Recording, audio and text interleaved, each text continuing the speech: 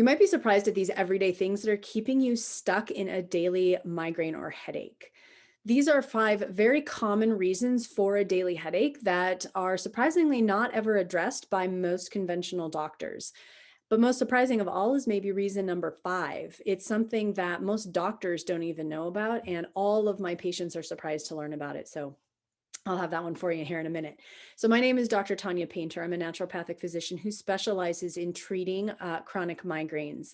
And, I've suffered from them myself for about 15 years of my life with a daily headache that would flare into migraines. So, I really understand where you're coming from. And that's that daily headache. These were some of the things that nobody ever shared with me. So I want to share them with you, make sure that you know some of the things that could be going on for you.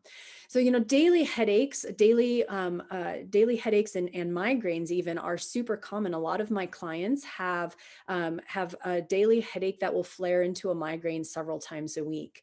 And, these are some of the things that we look at for them because there are tons of reasons, right? You know better than anybody that that migraines are a very complex set of problems, and conventional therapies don't really work that well to figure them out. So I know what it's like. I know the frustration around it. Let's talk about the 5 reasons that I find are most common that are not addressed by conventional approaches. So number 1, viral infections. So this is actually something that seems pretty obvious when you stop to think about it, but nobody ever screens or looks at it. So first of all, when we have a viral infection, the virus is things like Epstein-Barr that causes mono, or chickenpox virus, the varicella virus that causes chickenpox, right? We know that when we are exposed to them, the viruses never go away. When you get older, the shingles is caused by the chickenpox virus. And so we often will see a recurrence of shingles, and we know that stress and things like that will contribute to a flare-up. Same thing with other viruses that live in our body, parvovirus, HHV6, Epstein-Barr. These are all very common infectious viruses that we'll become sick with them. We might have mono when we're in our teens or early 20s, be diagnosed, think that we're over it, and then move forward in our lives. But then we don't realize 10 years later, when we're not as healthy for whatever reason, or we've had a lot of stress, then the virus likes to come out, just like a shingles virus can. And so when you think about how you feel when you're sick, when you have an actual cold, you have headaches, you have joint aches, muscle aches, fatigue, you just want to spend all day in bed, right? We just feel generally blah. And that can actually happen with a reactivation of these things. So that can be a big reason that I find, an unaddressed reason that people have an issue with a chronic daily headache, is because there is a virus it's not coming out strong enough to actually make you feel like you have mono again, but it is coming out, it's reactivating enough to make you just feel blah. So that can be one reason why you have a daily headache, is because your body is trying to fight a virus and might be doing it for many, many weeks at a time. So this might be a big, kind of red flag for you if you have bouts where you'll have daily headaches for 6 or 8 weeks, and then suddenly it seems like you're feeling a little bit better. Your headaches suddenly kind of stop. You're able to kind of move around a little bit more, less achy, less headache, less body and muscle aches. And then all of a sudden, again, in another 4 or 5 weeks, it seems like it starts all over and you have a daily headache. So if you're seeing that pattern, that is a very common pattern for a reactivated virus. So something to talk to your doctor about there. Number 2, cortisol. So we know that stress will contribute to migraines. That's not surprising. That's not new. But what we don't ever really look more in depth at is what your cortisol levels are doing. So we know from science, from research, science shows that the drop in cortisol is usually what triggers our migraines.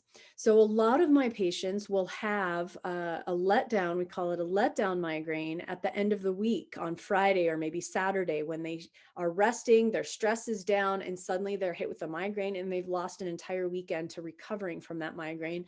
And then the pattern starts all over again. That's a very common reason for a cortisol migraine. And so that's something that you can actually talk to your doctor about having tested. typically they'll do blood tests or urine tests. Now, part of the problem with that is that they're looking for a disease state, as in you don't have enough cortisol to be healthy.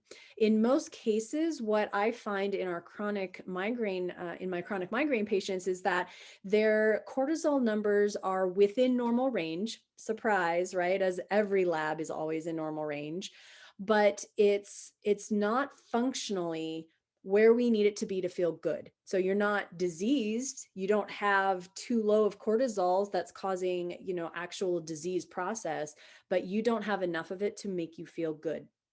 So that being said, when you talk to your doctor about it, take a look at kind of the reference ranges. And if you're hovering in the very low normal range, that's probably going to be a red flag to dig a little bit further about this and see how that might be contributing. There are some herbs and some other supplements that you can do to help support a healthy cortisol production. So you can talk to your doctor about that. I also will probably be doing a video of that at some point as well. All right, reason number 3, blood sugar imbalance. So I know that you're already really aware of how diet can play a role in triggering migraines. Whether or not you've been able to figure out your triggers, you're at least aware of it, I'm sure.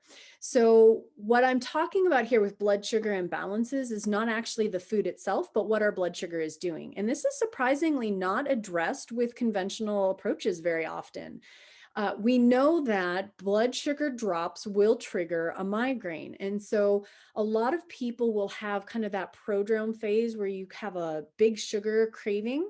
And that can often lead to or give us a clue that blood sugar is an issue. There's also the symptoms of being hangry or feeling really fatigued a few hours after having eaten. Those can all indicate blood sugar drops. And if those are some of the prodromes that you get before a migraine, blood sugar is probably going to be a big issue for you. So what are some things that we can do to kind of help manage that? Well, first of all, a lot of migraineurs have morning nausea that makes them kind of skip breakfast. So that's kind of, in most cases, a no-no. We want to make sure that we're eating something. So anything we can do to stimulate our appetite, maybe a little lemon juice and water, a little apple cider vinegar, or something like that. There's a tincture, if you're familiar with that. It's herbal drops, essentially, of a plant. Bitter herbs like gentian is a really good one. It tastes gross, but it helps to stimulate digestion. And so that can be something you take first thing in the morning to help kind of get rid of the nausea and kind of start stimulating that digestive process. So having something with good quality protein, good quality healthy fats, and a little bit of whole grain carbs, not like rice or potatoes or anything like that, nothing really sugary, maybe a piece of fruit if you need a little pick-me-up in the morning. But a lot of times when you wake with a migraine, it could be related to a blood sugar drop through the night. And if you wake up and you notice that when you wake up with a migraine, you feel better after you have something sugary or carby, it's probably going to be related to blood sugar imbalance, which then is also contributing to some other biochemical stuff that I won't get into right now. So keeping that in mind, we want to make sure that we're eating fairly frequently through the day, even just little snacks every hour or two if you need to, something with a little bit of protein and a little bit of fat and a little bit of healthy carbs. So we want to kind of do this through the day, and then making sure that we're eating our, a good rounded meal for lunch and dinner, that we're sitting down, that we're not eating breakfast as we're driving to work, or that we're not sitting at our desk working as we're eating lunch. Those things will actually reduce how our body is able to digest the food, and we're not getting the appropriate nutrients. So we actually want to take time to sit with our food and eat it. I'm just as guilty of that as anyone else. It's an ongoing battle for me too. I have to remind myself, I can take 5 or 10 minutes away from my work and just eat for my body. Okay. So that can be helpful. And then just paying attention to some of those prodrome symptoms and see if blood sugar issues can be contributing to your migraines. Okay. And a lot of times if you have a mid-afternoon migraine that starts, kind of assess, how did I eat through the day? Is it a blood sugar issue that could be contributing? That's the most common time that we start to see that, and early morning migraines tend to be the most common times for blood sugar issues. All right, reason number 4, histamine. So this may or may not, again, be something that you're aware of, but do you know how to look at symptoms that could point you to the fact that histamine is an issue? So histamine it acts as a neurotransmitter in our body. It is very important in fighting viruses and other infections. And sometimes we release histamine inappropriately to pollen or nuts, peanuts, or things like that. If you have symptoms of allergies that you're dealing with all the time, constant runny nose, itchy eyes, watery eyes, red eyes, and or you break out in hives randomly for no apparent cause, or if you have issues with asthma, those can all indicate a histamine problem. And there are some genetic reasons why we can't process histamine properly in some cases. Certain B vitamins can make this worse, actually. And so if histamine is an issue for you, there are protocols you can find to help kind of support your body to clear out the histamine so that you can be more effective at clearing it out so that it's no longer building up in your body and triggering symptoms. So there are a lot of foods that have histamine. There are a lot of foods that will release histamine in the body. There's an enzyme called DAO that our body is supposed to make. There's a gene responsible for it. A lot of people don't have a fully functioning gene. Sometimes supplemental DAO when you're eating histamine foods can be helpful. But really what we want to do is look for some of those symptoms that would indicate that you are overhistamined. Yes, that's the technical term for it. So again, if you have any of those allergy symptoms, if you're taking daily allergy medications, probably have a histamine problem. If you are taking, the nasal sprays to help with allergy symptoms, or even to help with your migraines, if you're taking antihistamine, if you take a Benadryl and that helps with the migraine, those are all clues that histamine is an issue for you. And so then we want to really focus in on some of the protocols that you can do to help bring down histamine. And there are, that's something you can talk to your doctor about, or you can also reach out to me in my Facebook group at In My Migraine Support, and I can help you with understanding a little bit more about that. Okay, number 5, last one, is arginine. So this is the one that so many of my clients are really surprised to learn about, because when we think about food as triggering our migraines, we're thinking of the food itself, right? We're not necessarily thinking about an amino acid in the food. So this can be a reason why, if you feel like sometimes you can eat nuts, but then sometimes it triggers a migraine and you're like, I just can't pinpoint what it is about, what foods are triggering things, because one day I can eat it and one day I can't. It's usually not the food itself. It's usually a nutrient in the food. So I use nuts as an example because nuts are high in arginine, and nuts are a big trigger for a lot of people. And one of the reasons why is because nuts are vasoactive migraines. When your blood vessels dilate too big, those are very, very common reasons for a migraine. And arginine helps to do that. And nuts are very high in arginine. So you see, we're kind of coming full circle here. So if you have symptoms, if you have migraines that are improved with beta blockers, with calcium channel blockers, things that reduce blood pressure, if you have triptans work well for you, if you feel better with ice, worse with heat, those kinds of things tell us that that blood vessel dilation is a problem for you, and you probably want to start avoiding foods with arginine.